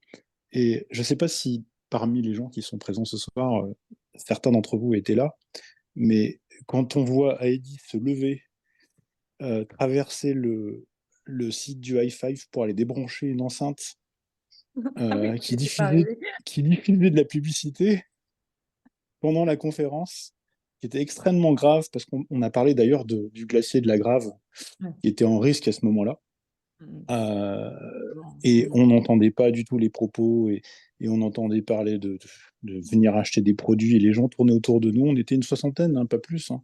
Ouais, ouais. Euh, et C'est depuis ça. ce jour-là, je me dis que, enfin, vous deux, vous êtes vraiment excellents, et à ce moment-là, il y a certaines personnes peut-être qui sont arrêtées. On a peut-être touché quelques personnes qui n'étaient pas dans le cercle des convaincus, mais peut-être que ces quelques personnes-là, ben, en convaincront d'autres, ou en tout cas en attireront d'autres. Mais le vœu de Jean-Baptiste Bosson ce jour-là, c'était que le High Five Festival donne beaucoup plus de place Mm. à ce genre de conférences euh, d'expression de la situation et de le dire. Il l'a dit ouvertement au micro. Il a dit j'espère qu'ils m'entendent, qu'on dérange un petit peu à le dire pour qu'ils pensent l'année prochaine nous mettre sur la grande scène et qu'on ait plus de monde.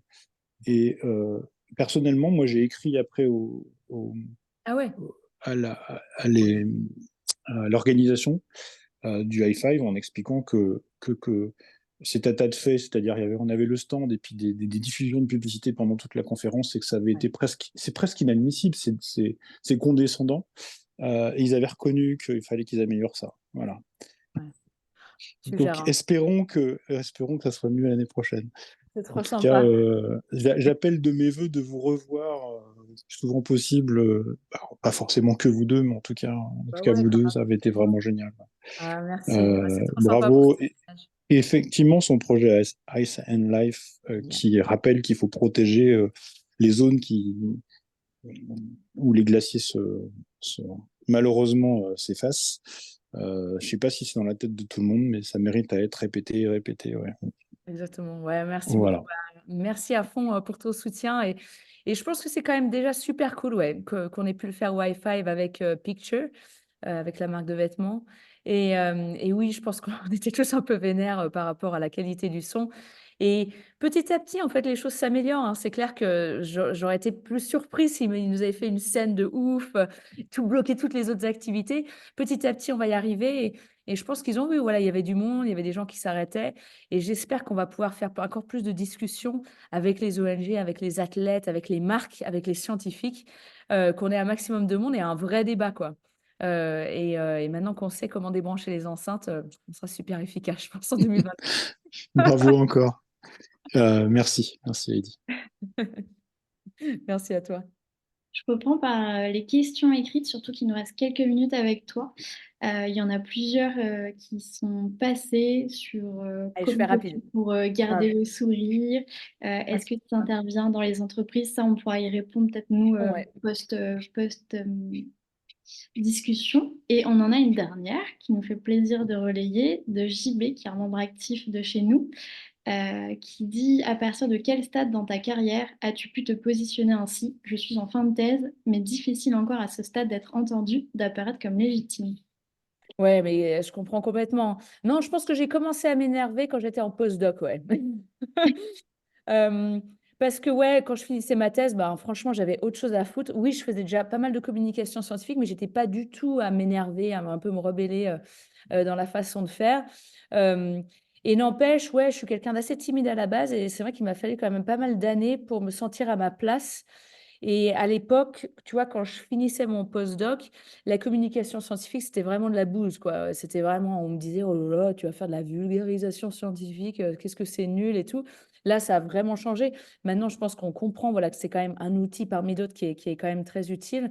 Et maintenant, ouais, alors j'ai quand même les chocottes, mais là, l'année dernière, ouais, j'ai invité tout le staff de l'université à leur faire une conférence au lance-flammes pour leur dire, mais attendez, la Norvège vient d'annoncer 100 nouvelles licences, 110 nouvelles licences de gaz et de pétrole là, dans la mer de Barents, pas très loin d'ici. Elle est où l'université du Svalbard? Je leur ai dit, j'ai googlé, il n'y avait aucune réaction de l'université du Svalbard. Je dis, mais qu'est-ce qui se passe, quoi? Qu'est-ce que vous attendez, quoi? Est-ce que vous attendez de faire une pétition? Est-ce que vous attendez de vous faire des tweets pour vous énerver? Je leur dis, au bout d'un moment, là, on a vraiment besoin de vous, quoi. On a vraiment besoin d'avoir des pirates, quoi, de la communication scientifique dans ces instituts-là. Et là, donc, c'est ce que je fais petit à petit maintenant. Donc, tu vois, ça m'a pris quand même du temps. Mais ça m'a pris quelques années d'avoir un petit peu confiance en moi et de me dire, bon, allez, de toute façon, qu'est-ce que tu as à perdre, ma petite? Va leur parler, va les énerver un petit peu, tu mets le doigt dedans, tu mets les 2 pieds dans la soupe et puis tant pis, quoi. Et, euh, et donc là, ouais, la semaine dernière, j'étais à Tromsø, j'ai parlé à un nouveau centre d'excellence qui se pose vraiment des questions sur comment ils font de la communication scientifique et ils m'ont dit très clairement, hein, ils m'ont dit, nous, si on invite des activistes, c'est clair qu'on se fait virer instantanément, quoi. Donc là, on a eu une vraie réflexion en sous-marin, quoi. Qu'est-ce qu'on peut faire pour qu'ils arrivent quand même, sans que le lien soit fait directement, mais qu'ils arrivent à activer des trucs sans qu'on arrive à remonter le fil sur le mec qui est en charge de la communication scientifique, tu vois. Donc, c'est pas simple, hein. Je leur jette pas du tout la pierre, c'est pas simple du tout, mais franchement, ce dont on a besoin aujourd'hui, c'est un peu des pirates, quoi. Et donc, au Conseil de l'Arctique, avec mon boss, on est connus pour être les pirates du Conseil de l'Arctique. Et il y avait une question qui nous demandait ce qu'on fait. Mais en fait, voilà, notre rôle, c'est de publier des rapports scientifiques. Donc, on travaille avec 700 experts. Et ces rapports scientifiques, en fait, on les résume, mais vraiment, c'est même pas les résumés du GIEC, c'est encore plus court pour les communiquer auprès des gouvernements. Et donc, on a tout un travail, nous, de coordination, d'harmonisation de la recherche au niveau de l'Arctique qui est très intéressant. Donc, on est très au fait des toutes dernières recherches scientifiques, vu qu'on les coordonne. Et ensuite, on les communique auprès des gouvernements. Et donc, ouais, on est vraiment le poil à gratter. On va voir jusqu'à combien de temps on tient, mais c'est très cool, quoi. Moi, j'adore avoir ce rôle-là. On va se faire, pour l'instant, je ne fais pas trop blacklister, mais bon, ça ne saurait tarder, je pense. On attend une future convention populaire avec toi, JB, alors. Trop bien. Est-ce que tu Ouais, veux ouais, on peut réagir passer en mode rapidement? pirate. Ouais, ouais. Il y a Lucie, non, qui avait la main Il y avait levée aussi. Lucie, oui, tout à fait. Ah, mais Lucie, t'es en mute? Yes. Ah, c'est bon. C'est bon? Vous m'entendez? C'est bon, parfait, parfait. Hello Heidi. Franchement, c'est vraiment trop cool de pouvoir t'écouter. Merci pour ton engagement déjà, c'est ultra inspirant. Enfin voilà, pour cette jeunesse, pour voilà, le monde de demain, comme on dit. Heureusement qu'il y a des gens comme toi qui se bougent un peu, qui osent parler aussi, osent dire les choses. Moi, je suis en Tarentaise. Ah, trop bien. J'étais une grosse randonneuse à ski, mais j'en fais plus parce qu'il n'y a plus assez de neige. Voilà, c'est la misère, c'est moche. On fait face à un projet d'organisation des JO de 2030. Ah oui. Voilà, moi, c'est une super idée, une super nouvelle pour nous. Mais voilà, c'est quoi en penser? C'est comment leur faire comprendre de cette absurdité. Et c'est pourquoi on n'écoute pas assez les scientifiques, pourquoi ce gouvernement ne se met en fait des œillères pour éviter de voir la réalité des choses. Alors, je t'ai écouté, tu disais que tu pouvais pas trop te positionner sur ça. Mais voilà, pour nous, enfin, c'est un peu démoralisant cette nouvelle organisation. Voilà. Facile. Ouais, bah, c'est un beau challenge, non? Ça vous dit pas? Je pense que c'est un bon petit challenge là qu'on a devant nous. Non, bien, vous connaissez mon avis sur la question, il n'y a aucun doute là-dessus. Mais non, je pense que c'est vachement important pour ce genre de projet, en fait. En fait, on a besoin d'action à tous les niveaux. Et moi, en tant que scientifique, quoi, en tant que communicante aussi scientifique, je pense que c'est vachement important que voilà, ce projet, il est en train d'avancer, mine de rien, en ce moment. Et j'aimerais quand même voir, et franchement, là aussi, c'est super touchy, et je sais pas si c'est une bonne ou mauvaise idée, mais j'aimerais voir quoi, une vraie équipe de scientifiques qui étudie le sujet aussi, quoi. Et, et voilà, je veux dire, qu'on sorte des données là-dessus, quoi. Il y en a qui le sortent, hein, tu vois. Moi, j'adore Résilience Montagne, voilà, Valérie qui fait du super travail. Mountain Wilderness, je vois qui est dans le chat aussi. Pa aussi s'est positionné dessus. On a vraiment besoin que tout le monde se positionne là-dessus et de ne rien lâcher. Que je me souviens, vous saviez à l'époque, quand les JO ont failli être à Annecy et à Cham, et il y avait genre 96%, je pense, des personnes qui étaient contre. Ils avaient fait ce sondage. Et je me souviens quand la Team France avait présenté son dossier pour la toute dernière, est-ce que c'était nous, est-ce que c'était la Corée? Et ben, il y avait cette question qui avait été soulevée, mais vous ne pensez pas que la population est complètement contre? C'était assez marrant, quoi. Et ben, en fait, faut vraiment rien lâcher, quoi. Faut rien lâcher. Là, heureusement ou malheureusement, mais on a l'exemple d'un hiver catastrophique, quoi. Là, on est une période très compliquée, hein, en termes de surface couverte par la neige, pas tant en termes de volume, mais en termes de surface. C'était Simon Gascoigne qui posait ça tout à l'heure sur Twitter. Euh, voilà, je pense que c'est un bon défi. Et là, vraiment, ben, ça reflète la période dans laquelle on est. Voilà, on a un gouvernement, alors pas tous, heureusement, au gouvernement, mais parfois qui prend des décisions qui vont complètement à l'envers de la science. On sait, voilà, que des JO en 2030, ça va être assez compliqué, je pense, à organiser en termes de neige. Mais bon, la Chine a organisé des JO où il n'y avait pas de neige naturelle du tout, hein. Donc, ce n'est pas une question de est-ce qu'ils vont pouvoir le faire ou pas, hein. On a la technologie pour le faire, malheureusement. Je pense que c'est est-ce qu'aujourd'hui, ce genre de projet a encore une licence sociale? Et tu vois, c'est la question de l'avion, c'est la question de la sobriété. En fait, ce genre de projet, ils sont en train de perdre leur licence sociale. C'est-à-dire que la population, en fait, ne tolère plus aujourd'hui ce genre d'événement-là. Et donc, je pense que c'est très important, voilà, qu'on garde un dialogue très, très ouvert avec ce comité qui le fait parce qu'ils sont eux aussi passionnés, je pense que c'est clair, ils sont très passionnés de ce sujet-là, ils adorent le ski, ils sont fiers de leur montagne, comme nous, on est fiers de nos montagnes. Mais aujourd'hui, voilà, est-ce que ça a encore du sens de faire un projet comme ça? Bah, moi, j'aimerais bien vraiment, hein, et je lance un petit appel aux amis qui sont, qui sont ici ce soir, ne me défoncez pas, mais est-ce qu'on ne pourrait pas créer un comité scientifique pour bosser sur la question? Moi, je suis Carrément. toujours beaucoup plus à dire que je préfère qu'on continue à avoir un dialogue ouvert plutôt qu'on se tape dessus. Mais en fait, la raison pour laquelle il y en a qui pointent du doigt, il y en a qui clashent, c'est parce que des fois, le dialogue, il n'est plus du tout là, quoi. Et donc, au niveau du ski, c'est très compliqué. Ça, j'en suis parfaitement consciente. Donc, Lolo Wauquiez pour le comité scientifique, super idée. Mais voilà, j'ai commencé à placer en tout cas des petites idées pour mettre en place un comité scientifique dont l'équipe des JO 2030 est au courant de ça. Euh, et voilà, essayons de garder un dialogue, quoi. Essayons de garder un dialogue ouvert, mais voilà, des JO en 2030, c'est compliqué pour le climat, quoi. Oui, tout à fait. Et soyons très clairs que l'empreinte carbone des JO, en fait, c'est toujours, vous savez, quand on calcule l'empreinte carbone, il y a scope 1, scope 2, scope 3. Et en fait, c'est très facile de calculer l'empreinte carbone sur une station de ski, sur ce qui se passe à un endroit donné, mais n'oublions pas les transports, quoi. Et donc, c'est généralement les transports qui pêchent complètement. Et donc, oui, par la nature des JO, on risque d'avoir des athlètes qui viennent du monde entier. Par la nature des JO, on risque d'avoir des spectateurs qui viennent du monde entier. Donc, il faut être très réaliste là-dessus. On ne peut pas avoir des JO qui soient des JO en accordance avec 1,52 degrés tant qu'on ne remet pas en cause la façon avec laquelle ces JO se déroulent. Donc, voilà. Et tout est là, je pense. Je ne peux pas m'enfoncer dans le sujet, mais je pense que voilà, on est beaucoup à être d'accord autour de cette table. C'est ça. Et ben, si tu montes un petit comité, je pense qu'il y en a plusieurs ici qui seraient bien volontaires pour t'accompagner. Ouais, Donc, alors j'espère, mais je tiens à dire, et je respecte complètement leurs paroles par rapport à ça, qu'en fait, nous, on a vraiment peur aussi que si tu montes un comité scientifique, on ne veut pas que ça ait l'air de valider, en fait, de faire genre, ah bon, on travaille avec des scientifiques, donc ça veut dire que c'est bon. Non, non, on veut vraiment garder une grosse indépendance par rapport à ça et faire notre rôle de scientifique, je pense.